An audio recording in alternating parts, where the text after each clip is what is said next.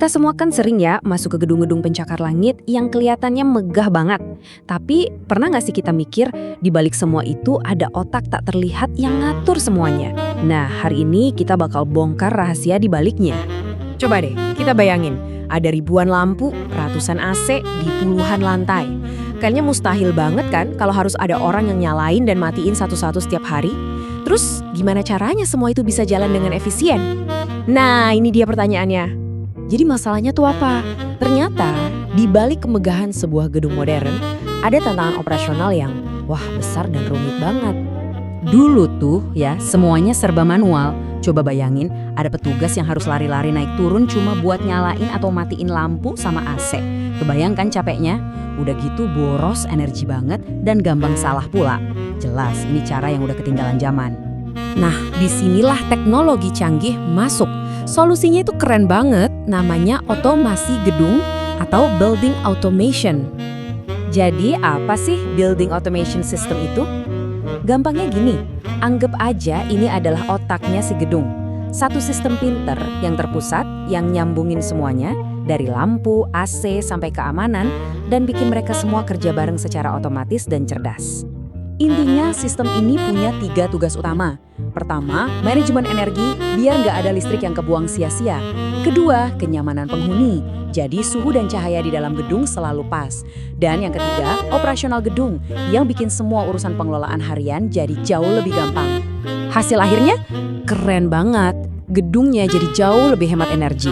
Dan manajer gedung bisa ngontrol semuanya cuma dari satu layar aja. Jadi kuncinya 2, efisiensi dan kontrol penuh.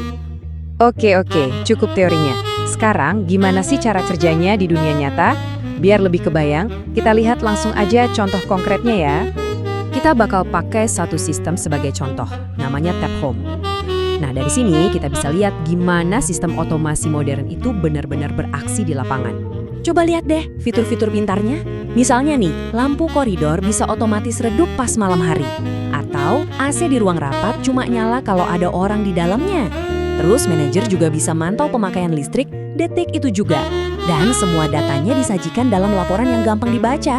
Semuanya ini tujuannya cuma satu, efisiensi yang cerdas. Dan yang paling penting, semua pemantauan dan kontrol ini nggak pernah tidur. Sistemnya kerja 24 jam sehari, 7 hari seminggu. Non-stop. Pokoknya buat mastiin gedung selalu beroperasi di level paling efisien. Dan ini dia buktinya. Lihat deh perbedaannya di grafik ini. Batang yang tinggi itu nunjukin borosnya energi kalau pakai cara manual. Nah, lihat batang yang jauh lebih pendek itu, itulah hasil dari sistem otomasi. Bedanya jauh banget kan? Nah, setelah kita lihat cara kerjanya, sekarang coba kita tarik gambaran besarnya. Jadi, apa artinya ini semua buat masa depan dunia bangunan? Mungkin kita mikir, teknologi pinter gini kan cuma buat rumah-rumah mewah aja ya. Eits, salah besar.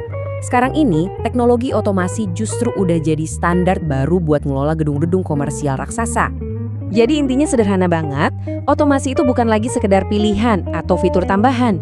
Ini udah jadi keharusan kalau kita mau bikin bangunan yang efisien, ramah lingkungan, dan pastinya nyaman untuk masa depan. Nah, sebagai penutup, saya mau kasih tantangan kecil buat kalian. Lain kali pas lagi masuk ke mall, lobi kantor, atau hotel, coba deh perhatiin sekitar. Rasain suhunya, lihat cahayanya, terus tanya sama diri sendiri.